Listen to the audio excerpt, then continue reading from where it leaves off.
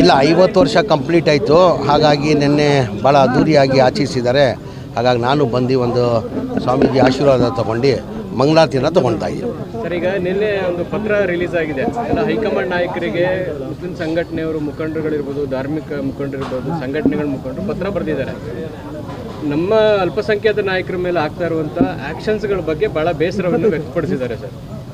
ಇಲ್ಲ, ನಾನು ಮಾಧ್ಯಮದಲ್ಲಿ ನೋಡಿದೆ, ನಿನ್ನೆ ಮಾಧ್ಯಮದಲ್ಲಿ ನೋಡಿದೆ. ಎಲ್ಲ ಗುರುಗಳು ಎಲ್ಲ 15-16 ಜನ ಗುರುಗಳು ಏನೋ ಪತ್ರನ ಬರೆದಿದ್ದಾರೆ. ರಾಹುಲ್ ಗಾಂಧಿಗೆ, ಸೋನಿಯಾ ಗಾಂಧಿಗೆ, ಮಲ್ಲಿಕಾರ್ಜುನ ಖರ್ಗೆ ಅವರಿಗೆ, ಮುಖ್ಯಮಂತ್ರಿಗೆ, ಉಪಮುಖ್ಯಮಂತ್ರಿಗಳಂತ ನಾನು ಮಾಧ್ಯಮದಲ್ಲಿ ನೋಡಿದೆ. ನಿನ್ನೆ ಮಾಧ್ಯಮದಲ್ಲಿ ನೋಡಿದೆ ನಾನು. ಏನನ್ಸುತ್ತೆ ಸರ್? ಇಲ್ಲ, ಈಗ ಅವ್ರ ಪತ್ರ ಅವ್ರು ಕೇಳಬೇಕು. ಪೂರ್ಣ ಪ್ರಮಾಣದಲ್ಲಿ ಕಾಂಗ್ರೆಸ್ನ ಬೆಂಬಲಿಸಿದ್ದೀವಿ, ಆದರೆ ನಮ್ಮ ವಿಚಾರದಲ್ಲಿ ಬಹಳ ನಿರ್ದಾಕ್ಷಿಣ್ಯವಾಗಿ ನಡ್ಕೊಳ್ತಾ ಇದ್ದಾರೆ. ಇಲ್ಲ, ಅವ್ರ ಅಭಿಪ್ರಾಯ ಅವ್ರು ಹೇಳಿದ್ದಾರೆ. ನೀವು ಅವ್ರನ್ನ ಪ್ರಶ್ನೆ ಕೇಳಿದ್ರೆ ಒಳ್ಳೆ ತಾನೆ. ಅವ್ರ ಅಭಿಪ್ರಾಯ ನೀವು ಪ್ರಶ್ನೆ ಕೇಳಿದ್ರೆ ನಾನು ಹಿಂಗೆ ಕೊಡೋಕ್ಕಾಗ್ತದೆ? ಈಗ ಬರ್ದಿರೋದು ಪತ್ರ ಗುರುಗಳು ಎಲ್ಲ ಸೇರಿ ಬರ್ದಿರೋದು, ಹೌದು ತಾನೆ? ಈಗ ಆ ಪ್ರಶ್ನೆ ಅವ್ರನ್ನ ಕೇಳಬೇಕಾ, ನನ್ನ ಕೇಳಬೇಕು? ನೀವು ಈಗ ಅವ್ರನ್ನ ಕೇಳಬೇಕು ತಾನೆ. ಈ ಥರ ಪತ್ರ ಬರ್ದಿದ್ರೆ ಯಾವ ಕಾರಣಕ್ಕೆ ಬರ್ದಿದ್ದೀರ ಅಂತ ಅವ್ರು ಕೇಳಬೇಕು. ಈಗ ಪತ್ರ ಬರ್ದಿರೋ ಇಲ್ಲ, ಆ ಥರ ಇಲ್ಲ, ಆ ಥರ ಏನೂ ಇಲ್ಲ, ಎಲ್ಲ ಸರಿ ಇದೆ. ಎಲ್ಲರಿಗೂ ಸಮಾನಾಗಿ ತೊಗೊಂಡೋಗ್ತಾವ್ರೆ. ಅವ್ರು ಬರ್ದಿರೋದು ಪ್ರಶ್ನೆ ಅವ್ರನ್ನ ಕೇಳಬೇಕು ತಾವು.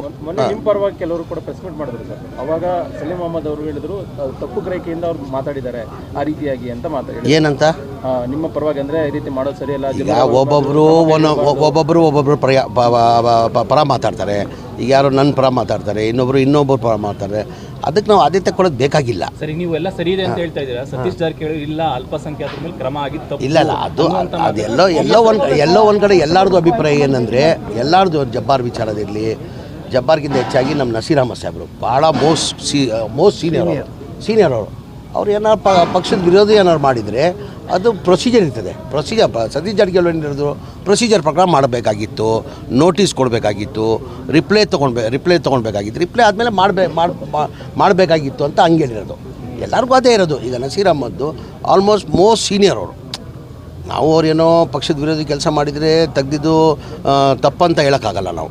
ಈಗ ಪಕ್ಷ ಏನಾರ ಯೋಚನೆ ಮಾಡೇ ತೀರ್ಮಾನ ಮಾಡಿ. ಅಂದರೆ ನಮ್ದು ಏನಂದರೆ, ಆಯಿತು ಒಂದು ನೋಟಿಸ್ ಸರ್ವ್ ಮಾಡಿ ಅವ್ರು ರಿಪ್ಲೈ ತೊಗೊಂಡು ಆಮೇಲೆ ಮಾಡಬೇಕಂತ ಎಲ್ಲರದು ಅಭಿಪ್ರಾಯ. ಅದು ಬರೀ ಸತೀಶ್ ಅವ್ರದ್ದಲ್ಲ, ಎಲ್ಲರದು ಅದೇ ಅಭಿಪ್ರಾಯ. ಬಟ್ ಆ ಪತ್ರದಲ್ಲಿ ಕೂಡ ಅದೇ ಹೇಳ್ತಿದ್ದಾರೆ, ಹಿಂದೆ ಪಕ್ಷ ವಿರೋಧಿ ಚಟುವಟಿಕೆ ಮಾಡಿದವ್ರ ಮೇಲೆ ಏನು ಆ್ಯಕ್ಷನ್ ಮಾಡಲಿಲ್ಲ.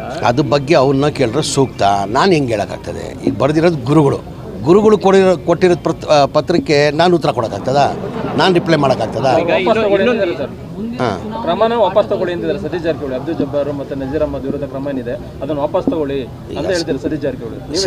ಇಲ್ಲ, ನಾನು ಹೇಳೋದು ಒಂದು ಪ್ರೊಸೀಜರ್ ಪ್ರಕಾರ ಮಾಡಬೇಕಾಗಿತ್ತು. ಮಾಡಿದ್ದು ತಪ್ಪು ಅಂತ ಹೇಳ್ತಲ್ಲ ನಾನು. ಪ್ರೊಸೀಜರ್ ಪ್ರಕಾರ ಒಂದು ಪ್ರೊಸೀಜರ್ ಇರ್ತದೆ. ಒಂದು ನೋಟಿಸ್ ಸರ್ವ್ ಮಾಡಬೇಕು, ರಿಪ್ಲೈ ತೊಗೊಂಡು ಮಾಡಬೇಕಾಗಿದ್ದು. ಹಡಾಹುಡಿಯಲ್ಲಿ ಮಾಡೋದು ಅಗತ್ಯ ಇಲ್ಲ ಅಂತ ನಾನು ಮುಂದಿನ ಚುನಾವಣೆಯಲ್ಲಿ ಪಾಠ ಕಲಿಸಿ ಯಾರು ಕಾಂಗ್ರೆಸ್ ಪತ್ರದಲ್ಲಿ ಹೇಳಿದ್ದಾರೆ. ಈಗ ಅವ್ರನ್ನ ಕೇಳ್ಬೇಕು ತಾನೆ. ಅದು ಈಗ ಎಲ್ಲ ಸರಿಪಡಿಸ್ತೀವಿ.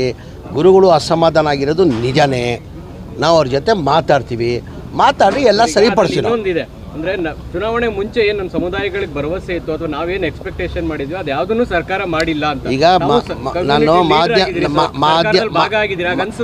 ಮಾಧ್ಯಮ ಸ್ನೇಹಿತರಿಗೆ ಒಂದು ಹೇಳೋದು, ಯಾರು ಪತ್ರ ಬರೀತಾರೆ ಅವ್ರಿಗೆ ತಾನೇ ತಾವು ಕೇಳಬೇಕು. ಅವ್ರನ್ನ ನನ್ನ ಕೇಳಿದ್ರೆ ನನಗೆ ಕೇಳಬೇಕು. ನಾವು ಹೇಳಿದ್ದನ್ನು ಯಾವುದು ಮಾಡಿಲ್ಲ ಅಂತ. ಇಲ್ಲ, ಸರ್ಕಾರದಲ್ಲಿ ಎಲ್ಲ ಮಾಡಿದೆ. ಈಗ ಬಜೆಟ್ ಎಷ್ಟಿದ್ದಿದ್ದು? ಬಜೆಟ್ BJP ಸರ್ಕಾರದಲ್ಲಿ 2023 1200 ಕೋಟಿ ಇದ್ದಿದ್ದು. ಈಗ ಎಷ್ಟಿಗಿದೆ ಬಜೆಟ್?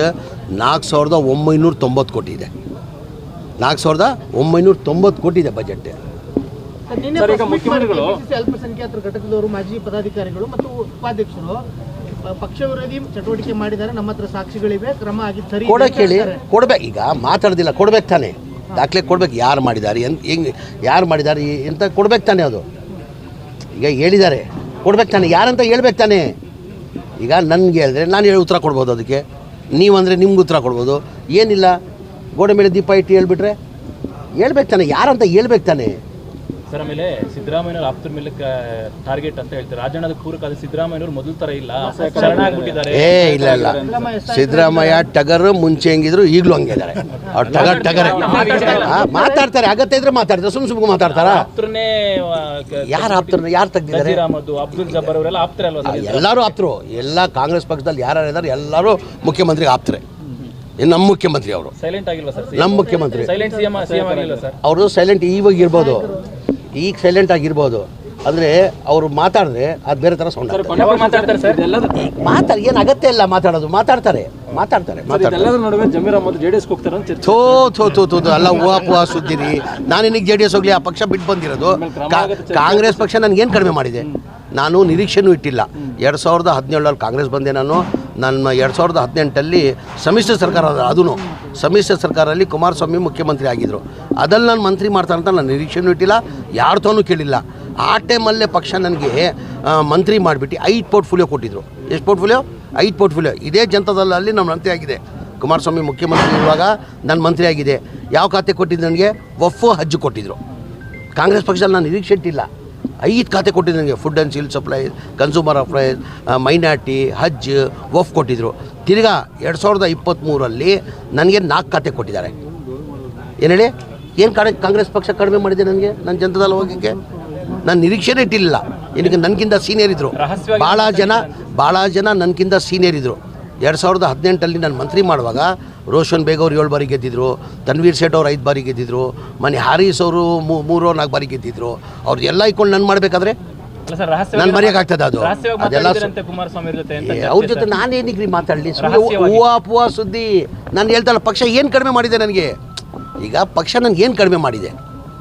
ಈಗ ಪಕ್ಷ ನನಗೆ ಏನಾದ್ರು ಕಡಿಮೆ ಮಾಡಿರ್ಬೇಕು ತಾನೆ? ನನಗೆ 2 ಸತಿ ಮಂತ್ರಿ ಮಾಡಿದ್ದಾರೆ. ಅದಕ್ಕಿಂತ ಹೆಚ್ಚು ಏನು ಬೇಕು? ಅದಕ್ಕಿಂತ ಹೆಚ್ಚಾಗಿ ಏನು ಬೇಕು ನನಗೆ? ಯಾರು ಮಾಡಿದ್ದಾರೆ? ಈಗ ಯಾರು ಏನಾಗಿದೆ ಯಾರು ಅಂತ ಹೇಳ್ಬೇಕು ತಾನೆ? ಇಂಥವ್ರಂತ ಹೇಳಿದಾರಾ? ಯಾರನ್ನ ಇದುವರೆಗೂ ಹಿಂಗಿದ್ರೆ ಹೇಳ್ಬೇಕು ತಾನೆ? ಅವ್ರ ಪಕ್ಷದ ನಿಷ್ಠೆ ಇದ್ದರೆ, ಪಕ್ಷದ ಬಗ್ಗೆ ಅಭಿಮಾನ ಇದ್ದರೆ ಅವ್ರು ಇಂಥವ್ರು ಮಾಡಿದ್ರಂತ ಹೇಳಿ. ಸುಮ್ಗೆ ಗೋಡೆ ಮೇಲೆ ದೀಪ ಇಟ್ಟು ಅದು ಇದು ಮಾಡಿದ್ರೆ ನಾವೇನು ಮಾಡೋಕ್ಕಾಗುತ್ತೆ? ಅದು ನೋಡಿರ್ಬೋದು. ಈಗ ಯಾವತ್ತನ BJP ಅವ್ರ ಮೇಲೆ ಯಾವುದನ್ನ ರೇಡ್ ಆಗಿದೆಯಾ? BJP ಮುಖಂಡರ ಮೇಲೆ ನಮ್ಮ ರಾಜ್ಯದಲ್ಲಿಲ್ಲ, ಇಡೀ ದೇಶದಲ್ಲಿ ಬರೀ ಕಾಂಗ್ರೆಸ್ ಅವರೇ ಸಿಕ್ಕದಾ? ಈಗ ನನ್ನ ಮನೆಯಲ್ಲೂ ರೇಡ್ ಆಗಿತ್ತು. ಭಾಳ ಜನ ಕಾಂಗ್ರೆಸ್ ಮುಖಂಡರಿಗೆಲ್ಲ ರೇಡ್ ಆಗಿದ್ದು. ನಿನ್ನೆ ಹಾರೀಸ್ ಅವ್ರಿಗೆ ರೇಡ್ ಆಗಿದ್ದಾರೆ. ಯಾವತ್ತನ BJP ಅವ್ರ ಮುಖಂಡರ ಮೇಲೆ ರೇಡ್ ಆಗಿರೋ ತೋರಿಸಿ, ಒಂದು ಉದಾಹರಣೆ ತೋರಿಸಿ ನನಗೆ. ಒಂದು ಉದಾಹರಣೆ ನಾನು ಮಾಡಿದ ತಪ್ಪಂತ ಇಲ್ಲ, ಏನೋ ಒಂದು ಇದೆ ಮಾಡಿರ್ಬೋದು. ಆ ತನಿಖೆ ನಡೀತಾ ಇದೆ. ತನಿಖೆ ನಡೆದಾದ್ಮೇಲೆ ಸತ್ಯಾಂಶ ಆಚೆ ಬರ್ತದೆ. What ever it is. BJP ಅವ್ರಿಗೆ ಏನಕ್ಕೆ ಮಾಡ್ತಾಯಿಲ್ಲ? ಇವರೆಲ್ಲ ಸತ್ಯ ಹರಿಶ್ಚಂದ್ರ ಇವರು BJP ಅವರು. ಈಗ ನಮ್ಮ ರಾಜ್ಯದಲ್ಲೇ ಎಲ್ಲಿದ್ದರು 2008 ಅಧಿಕಾರಕ್ಕೆ ಬರೋ ಮುಂಚೆ ನಾನು ಪಟ್ಟಿನೇ ಕೊಡ್ತೀನಿ ನಿಮಗೆ. ಯಾರ್ಯಾರು ಎಲ್ಲೆಲ್ಲಿದ್ದರು, ಇವತ್ತು ಯಾವ ಮಟ್ಟದಲ್ಲಿದ್ದಾರೆ ಅಂತೇಳ್ಬಿಟ್ಟು ಪಟ್ಟಿನೇ ಕೊಡ್ತೀನಿ. ಅದು ಕಾಣ್ತಾಯಿಲ್ಲ ಅವ್ರಿಗೆ? ಬರೀ ಕಾಂಗ್ರೆಸ್ ಅವರೇ ಕಾಣ್ತಾ ಇರೋದು ಅವ್ರಿಗೆ. ಬೇಕಂತಾನೆ ಅವರು ಕಾಂಗ್ರೆಸ್ ಅವ್ರನ್ನ ಟಾರ್ಗೆಟ್ ಮಾಡ್ತಾಯಿದ್ದಾರೆ.